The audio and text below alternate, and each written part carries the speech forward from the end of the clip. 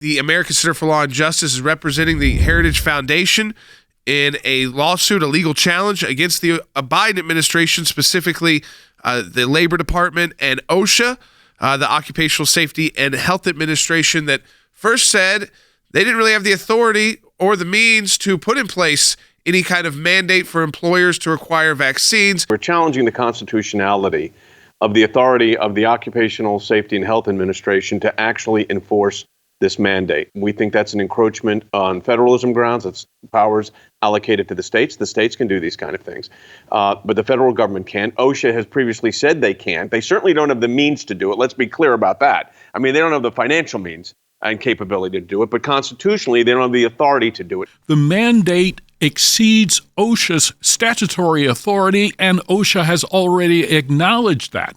That, in and of itself, in my view, constitutes a violation of the Constitution.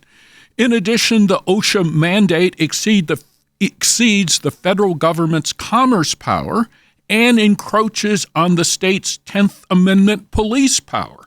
I think if you look at the case law going back to 1905, in a number of cases, the Supreme Court has established firmly that states have a police power, and that police power is protected from encroachment by the federal government by the 10th Amendment. If the federal government can do this, Jordan, what are the limits to what they can do? And are there any limits under the Constitution of the United States? I would suggest that this would deal a very serious blow to that. And look, we've been very clear. Operation Warp Speed was a tremendous success. It's a wonderful thing, Jordan, that Americans across the country can avail themselves of the option to vaccinate themselves should they choose to do so. But Jordan, that's their choice to do, and it's a matter for states to regulate. It's not a matter for the federal government to do. And if you can't separate those two arguments and you give the federal government the opportunity to engage in an area where they don't have the authority to do, Jordan, you can't answer the question you posed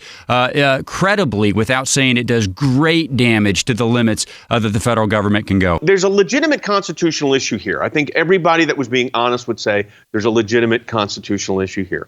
And then to have the government enforcing a provision that they themselves have said is not enforceable, and then attaching to it $700,000 fines, which would cripple every business. The imposition of these penalties is really designed, I think, to cover up for the Biden administration's failures, and it seeks ultimately to enslave corporations in doing the government's work. This is not the role of the federal government. They know it's not the role. OSHA asserted a couple of months ago they didn't have this authority. Then they came back because they had pressure from the president to put this in place. The federal government coming in here constitutionally is not only suspect, we think it's unconstitutional, but it's a very direct challenge. It's nothing against vaccines. It's nothing against therapeutics.